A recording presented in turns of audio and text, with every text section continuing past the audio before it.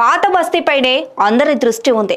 దశాబ్దాలుగా ఎంఐఎంకు పట్టం కడుతున్న ఓటర్లు అయినా ఏళ్లుగా అభివృద్ధికి నోచుకొని old city Firoz Khan statement బీజేపీకి కలిసొచ్చేనా?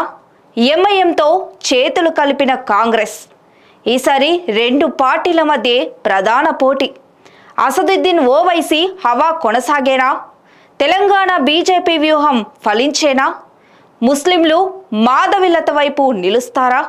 హైదరాబాదీ జనం మళ్ళీ పతంగికే ఓటేస్తారా?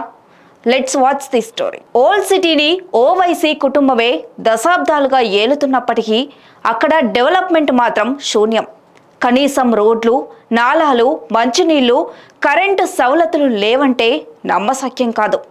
నాటి నుంచి నేటి వరకు అదే తోపుడు బళ్ళు, ఫుట్పాత్ వ్యాపారాలు చేసుకుంటూ పొట్టు పోసుకుంటున్నారు. వీళ్ళు మాత్రం ఎవరు రాష్ట్రంలో అధికారంలో ఉంటే వారితో అంటకాగుతూ వ్యాపారాలు, అనేక దందాలు చేసుకుంటూ కోట్లకు పడగలెత్తుతున్నారు. దేశవ్యాప్తంగా లోక్సభ ఎన్నికల వేడి రాజుకుంది. మొత్తం 543 స్థానాలకు 7 దశల్లో జరగనున్న పార్లమెంటు ఎన్నికలకు ఆయా పార్టీలు తీవ్రంగా శ్రమిస్తున్నాయి. జూన్ 1తో ఓట్లు ముగియనుండగా అదే నెల 4న ఎన్నికల ఫలితాలు వెలువడనున్నాయి. కాగా గెలుపే లక్ష్యంగా అభ్యర్థులు తీవ్రంగా కసరత్తు చేస్తున్నారు. ఇదంతా ఓవైపు అయితే యావత్ దేశం చూపు హైదరాబాద్ వైపే చూస్తున్నాయి. 40 ఏళ్లుగా ఎంఐఎం పార్టీ అక్కడ విజయం సాధిస్తూ వస్తుంది.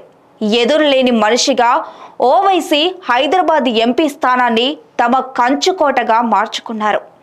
ఈసారి భాగ్యనగరం ఎంపీ స్థానంపై గట్టి పోటీ నెలకొంది.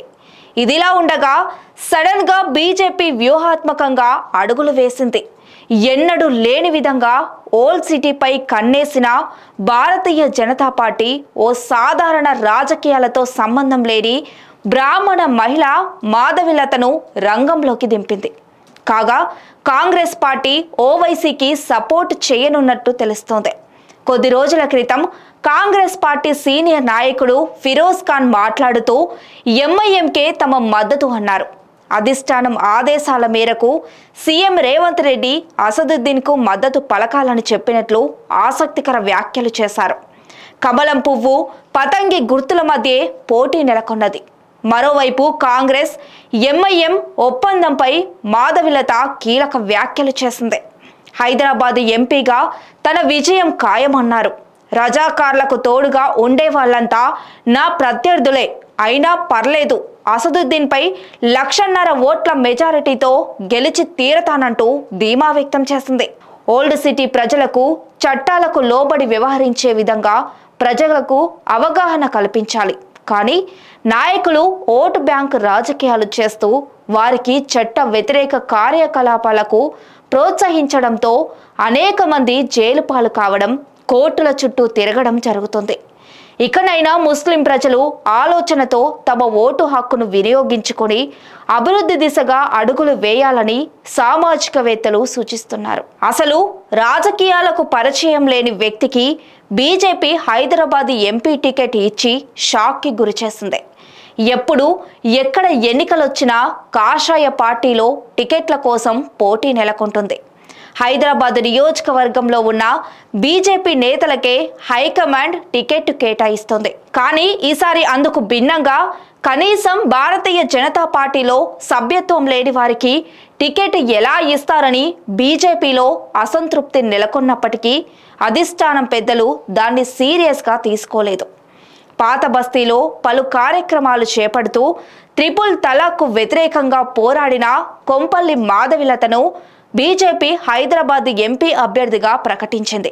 ప్రముఖ హాస్పిటల్ విరించి చైర్మన్గా ఉన్న కొన్నేళ్లుగా లోపాముద్ర చారిటబుల్ ట్రస్ట్, లాతామా ఫౌండేషన్ ద్వారా ఎన్నో ఆమె సేవా కార్యక్రమాలు చేస్తున్నది.